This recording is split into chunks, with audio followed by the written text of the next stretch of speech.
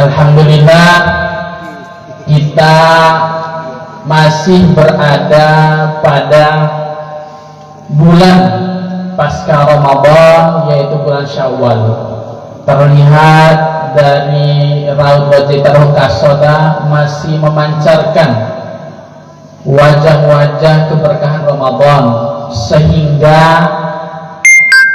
membangkitkan semangat di Taruh Kaso, melangkahkan kaki dari rumah, mungkin dari Nggaror Tolo, untuk hadir. Tadi sudah dijelaskan pada majelis ilmu ini. Ini adalah salah satu tanda atau ciri bahwa Allah Subhanahu wa Ta'ala memberikan nikmat khusus bagi orang-orang yang memaksimalkan ibadahnya di bulan Ramadan. Itu akan terus terjaga sampai ketemu dengan Ramadan berikutnya. Inilah dibuktikan dengan Taruh Kaso hadir di majelis ilmu ini sebagai bukti bahwa Allah Subhanahu wa Ta'ala atau Taruh Kaso juga masih menjaga ibadah di bulan Ramadan itu masih membekas sampai dengan hari ini. Bapak Ibu hadirin Allah Subhanahu wa Ta'ala, karena orang-orang yang dipilih oleh Allah Subhanahu wa Ta'ala sebagai orang yang berhasil melaksanakan ibadah di bulan puasa, itu kan endingnya, akhirnya adalah takwa. Jadi orang-orang yang bertakwa ini bukan saja dia bertakwa pada bulan Ramadan saja, bukan dia bertakwa hanya pada hari raya saja, tetapi mampu mempertahankan ketakwaannya ini sampai dengan ketemu dengan Ramadan berikutnya. Karena dalam ayat puasa, ayat yang mewajibkan tentang kita puasa, itu disebutkan bahwa orang-orang yang berpuasa ini akan mendapatkan derajat takwa dengan menggunakan fi'il mudhari, la'allakum tattaqun. Jadi takwanya itu kontinu, karena sifat dari fi'il mudhari itu dia memiliki sifat kontinuitas. Maka orang-orang yang bertakwa, hasil daripada ibadah Ramadan itu tidak saja dia bertakwa pada saat Ramadan saja, tetapi dia akan terus mendapatkan atau mampu menjaga ketakwaannya itu sampai dengan ketemu dengan Ramadan berikutnya. Bapak Ibu hadirin Allah Subhanahu wa Ta'ala, maka Taruh Kaso yang hadir hari ini setidaknya telah menunjukkan salah satu indikatornya adalah datang hadir pada majelis ilmu ini, hadir mendengarkan bacaan Al-Quran. Karena orang-orang yang beriman dalam ayat puasa itu disebutkan ya ayyuhalladzina amanu, wahai orang-orang yang beriman. Ciri daripada orang-orang yang beriman, innamal mu'minuna alladzina idza dzukirallahu wajilat qulubuhum wa idza tuliyat 'alaihim ayatu zadatuhum iman. Hari ini di majelis ini kita mendengarkan kebesaran-kebesaran tentang Allah Subhanahu wa Ta'ala. Kita mendengarkan bacaan-bacaan daripada qori-qori kita, ayat suci Allah Subhanahu wa Ta'ala. Ini menunjukkan bahwa Taruh Kaso yang hadir hari ini, yang hadir malam ini, telah menunjukkan konsistensi takwa yang dimiliki itu masih tetap terjaga. Karena yang disebutkan adalah orang-orang yang beriman. Orang-orang yang beriman kemudian hasilnya adalah takwa yang kontinu, takwa yang stabil, takwa yang terus terjaga. Maka inilah yang menjadi perhatian kita bersama. Karena Bapak Ibu hadirin Allah Subhanahu wa Ta'ala, sebagaimana yang disampaikan oleh Imam Al-Ghazali, bahwa manusia dilahirkan itu telah membawa 4 sifat. 3 sifat yang akan mencelakakan manusia, dan hanya 1 sifat yang itu membawa keberuntungan kepada manusia dunia dan akhirat. Sifat 3 sifat yang mencelakakan manusia inilah yang harus kita perhatikan bersama. Jangan sampai mengganggu 1 sifat tadi, sifat yang memberikan keuntungan kepada kita. Diantaranya adalah takwa tadi, diantaranya adalah iman dan takwa tadi. Apa 3 sifat yang akan mencelakakan manusia menurut Imam Al-Ghazali? Yang pertama adalah sifat bahimah, sifat kebidatangan. Inilah yang harus kita perhatikan bersama. Karena kalau kita mencermati betul bahwa semua perintah ibadah yang Allah Subhanahu wa Ta'ala perintahkan itu jelas kepada siapa dituju perintah ibadah itu. Wa ma khalaqtul jinna wal insa illa liya'budun.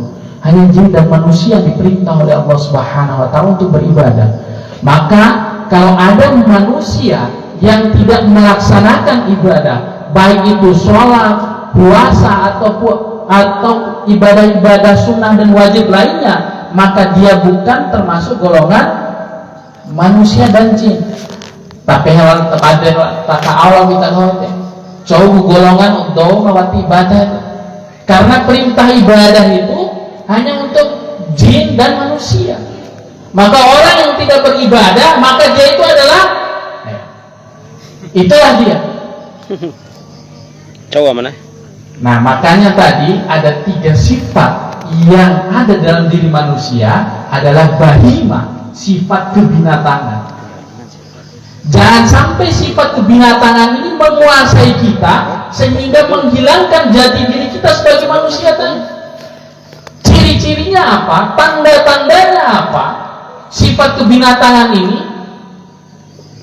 menghalalkan segala cara tanpa memperhatikan untuk mencapai sebuah tujuan yang itu adalah bagian dari hawa nafsu.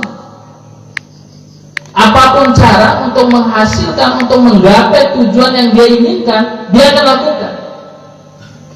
Apakah itu halal kan dia, haram kan dia, syubhat kan dia, tidak peduli. Karena apa? Karena sifat kebinatangan sudah dominan dalam diri manusia. Maka itu akan memangkas semangat untuk beribadah, semangat untuk sholat, semangat untuk berpuasa, dan hal-hal lain, semangat untuk berbuat baik. Itu sifat yang pertama, kata Imam Al-Ghazali. Yang kedua adalah sifat buas, kebuasan.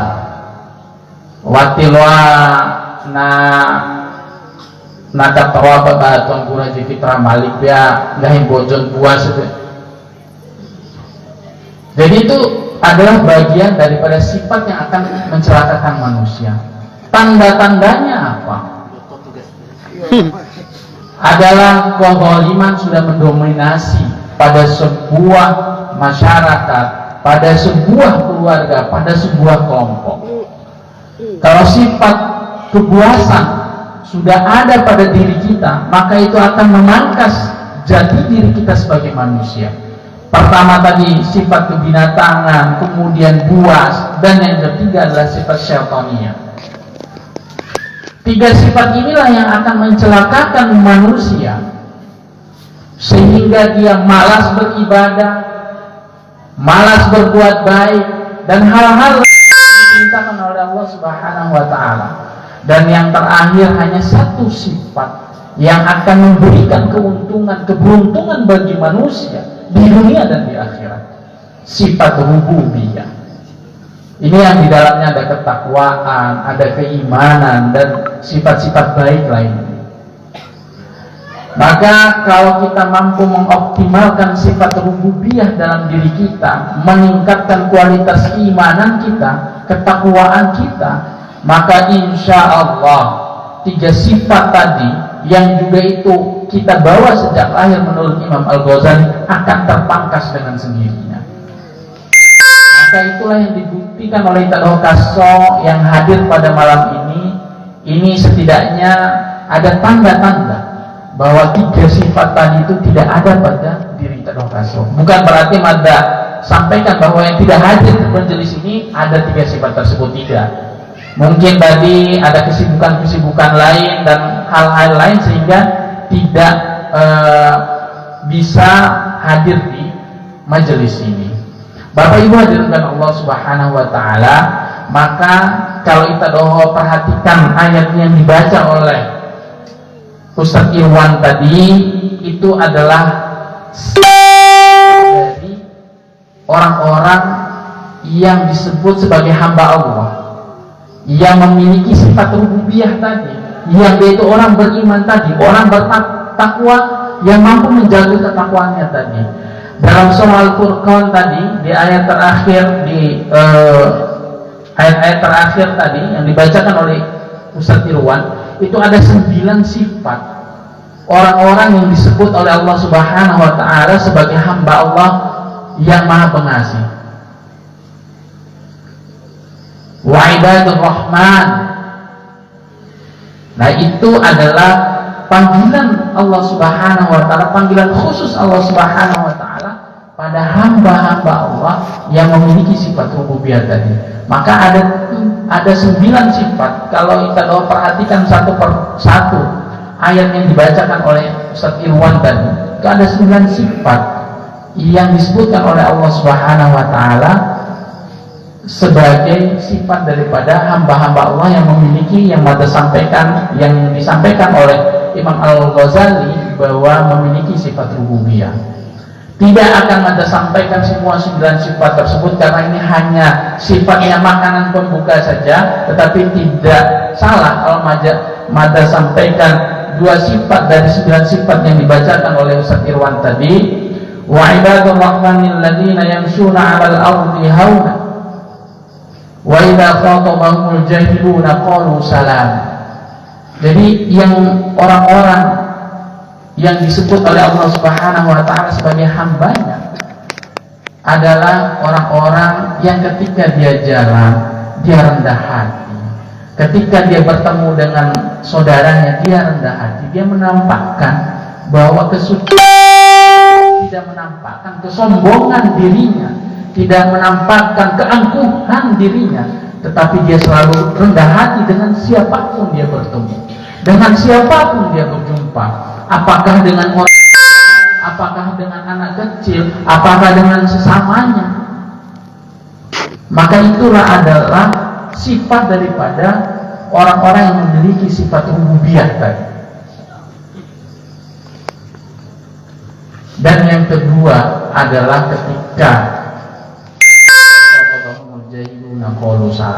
dalam ayat ini disebutkan ketika dia ketemu dengan orang jahiliyah, maka dia akan mengucapkan salam. Isyaratnya apa? Ketika kita bertemu dengan orang yang mungkin pernah menyakiti hati kita, yang pernah membuat kita marah, tetapi ketika kita bertemu dengan mereka, itu selalu memberikan isyaratnya apa? Ya kita, ya tadi, hati kita setidaknya bagaimana kita mampu memberikan maaf kepada siapapun, apakah kepada orang yang membuat salah, orang yang menjadikan dirinya di hadapan kita itu tidak benar dan menurut kita dia salah. Siapapun dia, siapapun yang membuat kesalahan, maka ketika kita bertemu tetap kita tampakkan sifat tadi, selalu memberikan salam. Atau dalam beberapa tafsir disebutkan bahwa kita harus selalu berbuat baik, memberi maaf kepada mereka. Karena di ayat-ayat lain banyak sekali Allah Subhanahu wa Ta'ala tegaskan wal kadhimina al-ghaidha wal 'afina 'anil nas wallahu yuhibbul muhsinin. Jadi orang-orang yang disebut oleh Allah Subhanahu wa Ta'ala sebagai muhsinin, karena Allah Subhanahu wa Ta'ala mencintai orang-orang yang muhsinin, orang-orang yang berlaku baik, itu adalah orang-orang yang memberi maaf dan tidak marah kepada orang. Ya, kalau Allah Subhanahu wa Ta'ala saja sudah menyebut, sudah memberi predikat orang yang baik, wallahu yuhibbul muhsinin, Allah mencintai orang-orang yang berbuat baik. Kenapa Allah mencintai orang yang berbuat baik? Karena dia tidak marah dan selalu memberi maaf kepada orang. Inilah yang kemudian di antara 9 sifat yang dibacakan oleh Ustadz Irwan tadi.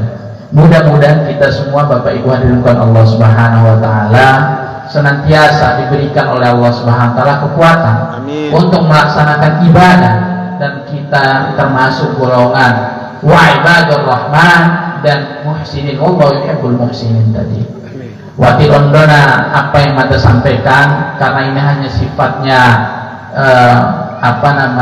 makanan pembuka saja, hanya stoi-stoitan. Nama intina piare akan disampaikan langsung oleh Tuan Guru Haji Fitra Malik. Mungkin setelah ini ada Dokter Irfan yang menambah sebagai makanan pembuka juga mungkin Ustaz.